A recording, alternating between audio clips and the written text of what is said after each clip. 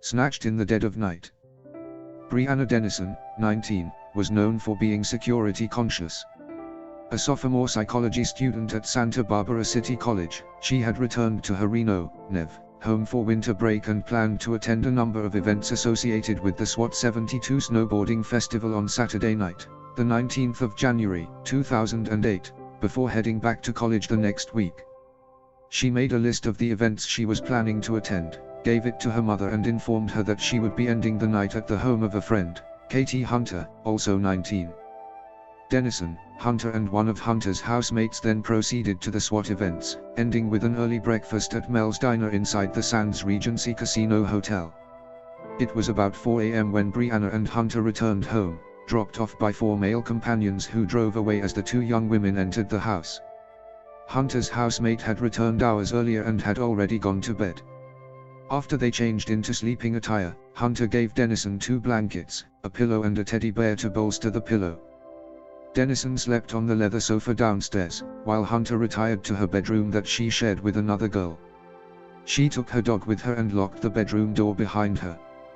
The 5-foot, 98-pound Denison presumably went to sleep on the sofa, in view of a glass-paneled front door that was left unlocked, as Hunter and the other girls living in the house typically left their doors. When Hunter awoke some 5 hours later and began looking for her friend, all she found was a silver dollar-sized blood stain on the pillow that investigators would later determine had come from Denison. "Someone walked into my house and took my friend and did God knows what with her," Hunter said later. "It seems unreal. She is the nicest person, honest to God. She has such a good heart. It's so sad this happened." Hunter, who had been friends with Denison since high school, told police officers that she had not heard any noises after going to bed that Sunday morning, and that her dog had never barked. She explained that when she discovered that Denison was gone, she had telephoned Denison's mother and then had called the police. There were no signs of forced entry. There also were no signs of a struggle inside the home. Perplexed by the attractive, blue-eyed brunette's disappearance and deeply concerned that no one had heard from her, Hunter and Denison's family members worked assiduously to assist the police with their investigation.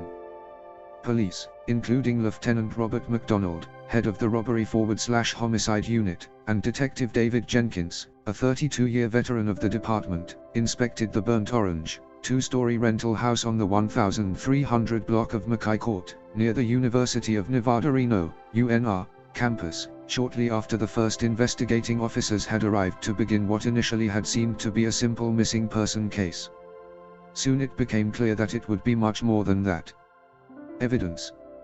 Upon awakening and realizing that Denison was missing from the residence under suspicious circumstances, Hunter and one of her roommates told the detectives they had observed that one of the 2 blankets provided to Denison remained on the couch, but that the second blanket was lying on the floor of the kitchen roughly 6 feet from the sofa and along the path to the rear door of the house.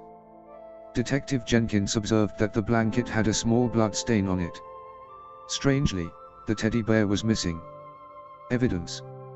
As Jenkins walked through the house, he observed that the windows and doors had few coverings, and several provided an unobstructed view inside the house from Mackay Court as well as from adjacent College Drive. Anyone, he opined, choosing to look inside the windows early that morning likely could have seen Denison lying on the sofa as she slept. Jenkins also noted the pillow on the couch that was smeared with blood and mascara. There were 3 distinct blood stains /transfers on the same side of the pillow and oriented below the mascara stains according to the detective's report. Each of the stains were irregular in shape, approximately 1 to 3 inches in diameter, and it was determined that one of the stains contained saliva mixed with mucus or phlegm. Later, all of the blood stains were identified by DNA analysis as belonging to Brianna Denison.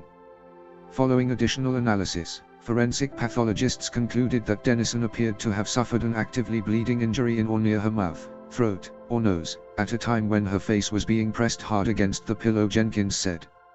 Investigators also obtained a substance from the doorknob of the rear door that later yielded an unidentified male DNA profile.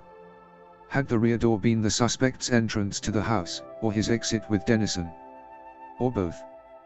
Denison had left her identification, wallet, cellular phone, and shoes behind, and was likely barefoot when she left the house.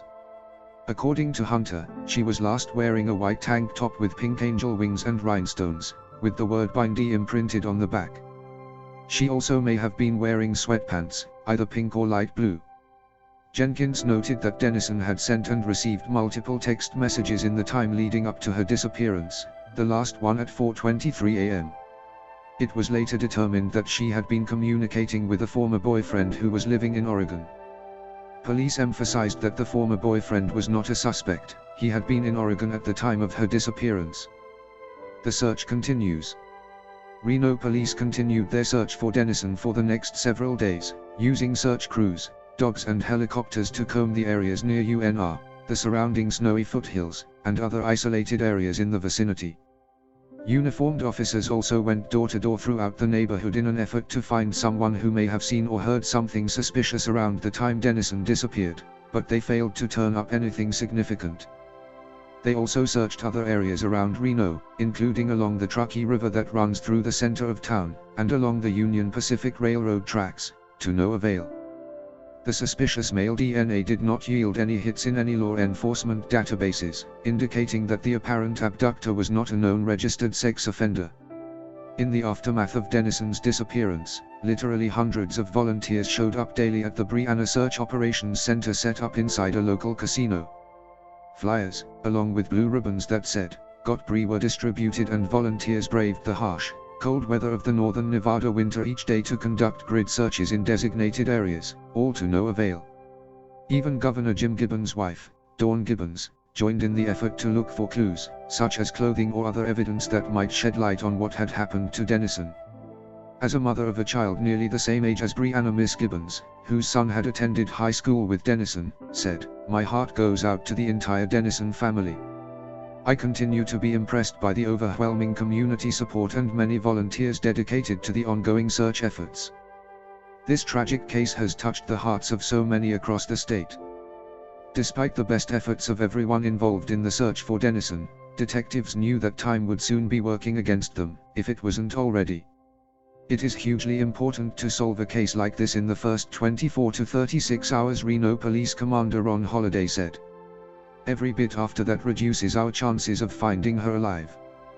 Denison's relatives described her as a responsible and caring young woman, and maintained that she would have contacted them if she could.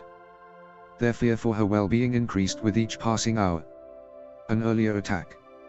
As investigators worked to determine what had happened to Brianna Denison, they examined earlier, non-lethal attacks against young college girls in the area for links to the disappearance, either physical evidence, a suspect's modus operandi, or both. In the early morning hours of the 16th of December, 2007, Reno police officer Andrew Hickman and several other officers had been dispatched to an address in the 1400 block of North Virginia Street to take a complaint from a young woman who had been kidnapped and sexually assaulted. An early attack.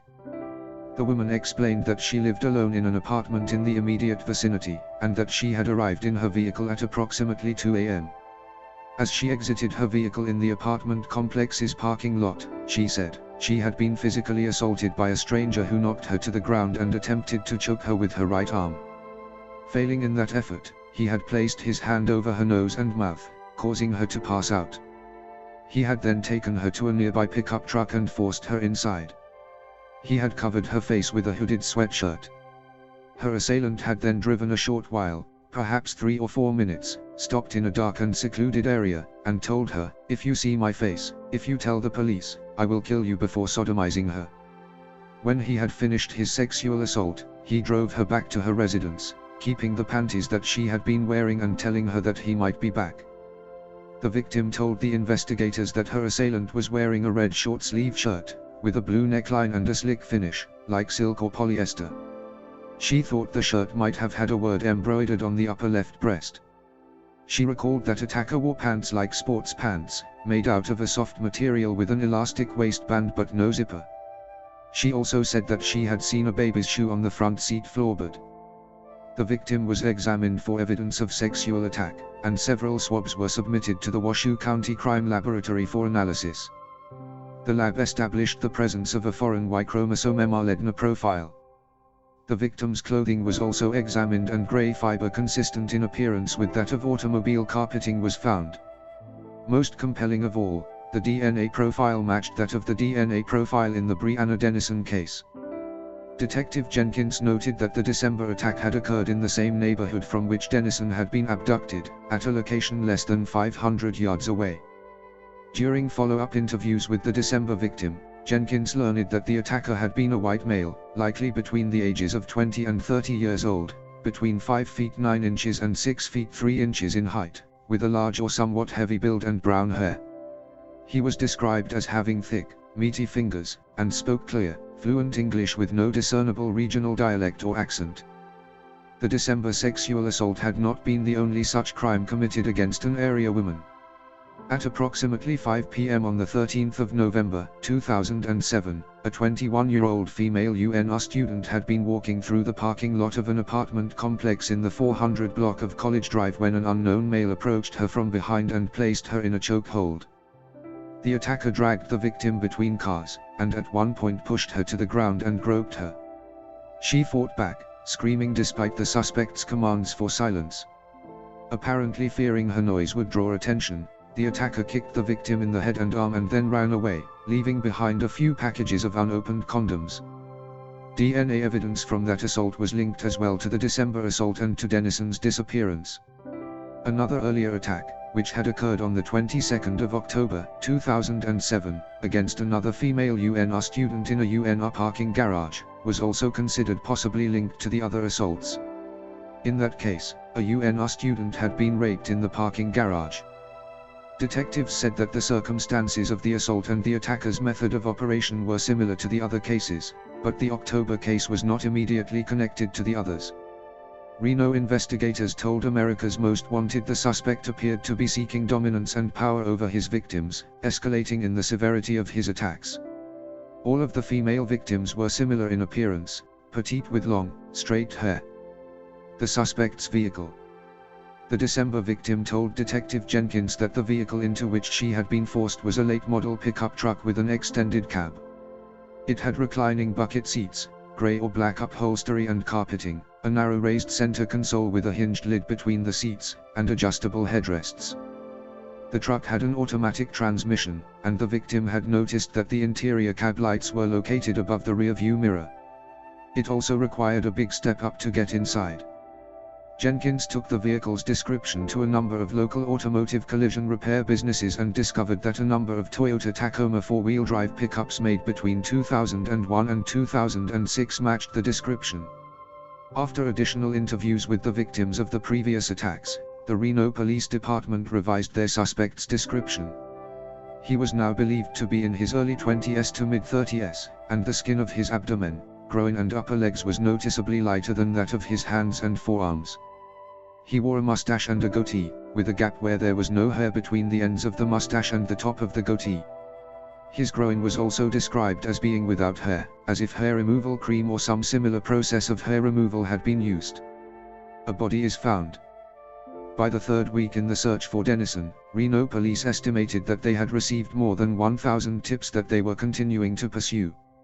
However, on Saturday, the 16th of February, 2008, their search for Denison came to an end. A woman's body found lying in a field in South Reno the previous day was positively identified as Brianna Denison. According to the autopsy report, she died of strangulation. Because the area had previously been covered in snow, police believe the body had been there for more than a week, possibly longer. The location was about 8 miles from Hunter's home where Denison had last been seen. 2 pairs of women's thong-style panties were found beneath one of Denison's legs, containing male and female DNA profiles that did not match Denison's DNA profile. One of the panties, however, contained the same DNA profile of the still unidentified attacker. Swabs taken from the victim revealed the presence of sperm, and DNA tests showed that the profile obtained from the sperm was consistent with the unknown male profile that had been obtained from the rear door of the house from which Denison had been abducted and with that obtained from the 2 prior attacks. There was no longer any question that Reno had a serial rapist on its hands, one that had escalated to homicide. The manhunt is on. A week after her body was found, a live Love and Unite ceremony was held at the Reno Sparks Convention Center in memory of Brianna Denison. More than 3,000 mourners attended as police continued the search for her killer. Police advised people to be aware that the attacker's behavior and appearance might have changed since the discovery of Denison's body, noting that such changes would be apparent to people who were close to him. They asked anyone noticing unusual behavior or someone making marked appearance changes to contact the police. By early April 2008, police had received more than 4,000 tips in the case, but none of them had led to a suspect.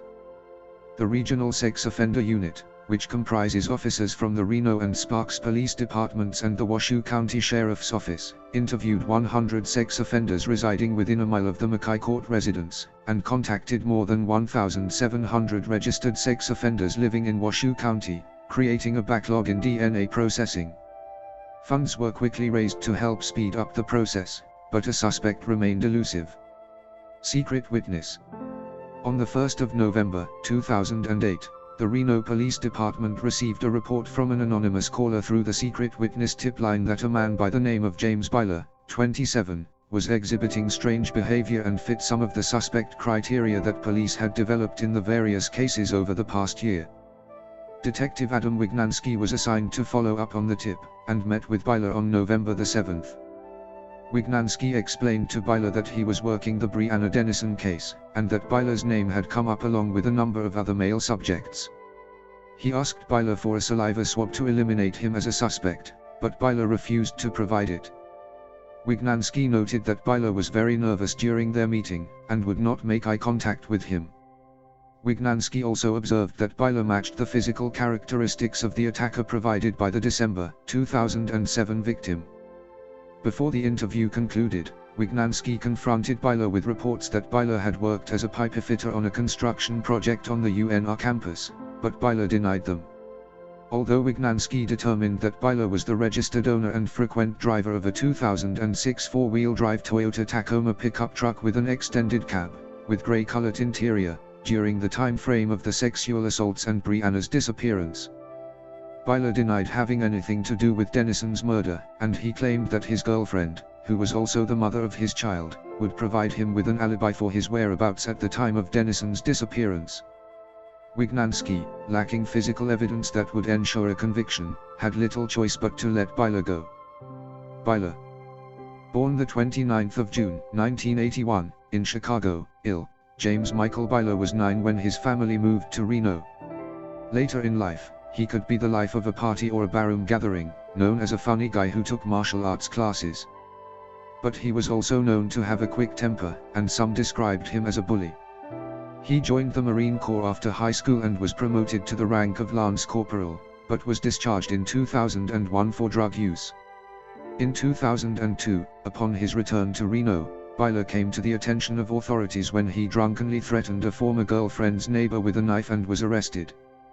The former girlfriend filed for a restraining order against him, and he pleaded guilty in April 2003 to a misdemeanor charge involving the knife incident.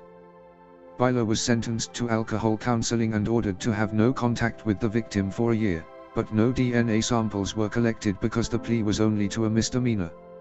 Following his earlier run-ins with the law, Byler lived with a new girlfriend in Sparks, east of Reno, and they had a son together. Neighbors described him as a nice, normal guy and no one noticed anything peculiar about him, even the police officers who trained alongside him in martial arts classes. Interview with a girlfriend. On the 12th of November, 2008, Detectives Jenkins and Wignansky met with Byler's girlfriend.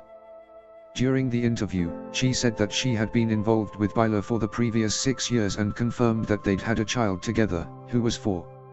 However, although they had been living together, the girlfriend could not account for Byler's whereabouts during the early morning hours of the 16th of December, 2007, or on the 20th of January, 2008. She said that their relationship had been tumultuous at times, and that it had not been uncommon for Byler to leave their residence for days at a time during the time frame in which the detectives were interested. She said that he claimed that he had been sleeping in his vehicle during the absences. Between March and September 2008, she said, Byler had left the Reno area to work as a pipe fitter in the state of Washington and sold his Toyota Tacoma pickup, replacing it with another vehicle. When Byler had decided to move back to the Reno area, his girlfriend recounted, she had traveled to Washington to help him make the move. While with him there, she said, she had discovered petite women's thong panties inside his vehicle. When she confronted him about them, he told her he had stolen them from a woman at a laundromat in Washington. Damning DNA. Byler's girlfriend then volunteered to provide a DNA saliva sample from Byler's son so that it could be compared to the DNA evidence that had been developed during the course of the investigation. Both Jenkins and Wignansky witnessed the DNA reference sample as it was collected from the child. Afterward, the detectives delivered it to the Washoe County Crime Laboratory. On the 25th of November, 2008, after comparing the child's DNA profile to that of the suspect's DNA profile, it was determined that James Byler could not be excluded from the suspect's DNA profile and that the child was closely related to the suspect in Brianna Denison's death. Byler was subsequently arrested at a South Reno daycare center when he arrived to pick up his child, and was booked into the Washoe County Jail on charges of murder, first-degree kidnapping, and sexual assault. Once police had Byler in custody, they obtained a court order for a sample of his DNA, and announced the following day that his DNA matched the suspect's DNA. With the DNA results finally available, Byler was then charged with raping a UNR student in one of the university's parking garages, and with the December 2007 kidnapping and sexual assaulting of the other UNR student in December 2007. Byler's trial for the abduction and murder of Brianna Denison was held in May 2010. On the 27th of May, a Washoe County District Court jury found James Byler guilty of all 5 counts in the murder of Brianna Denison and sexual assault of 2 other young women. On the 2nd of June 2010, Byler was sentenced to death.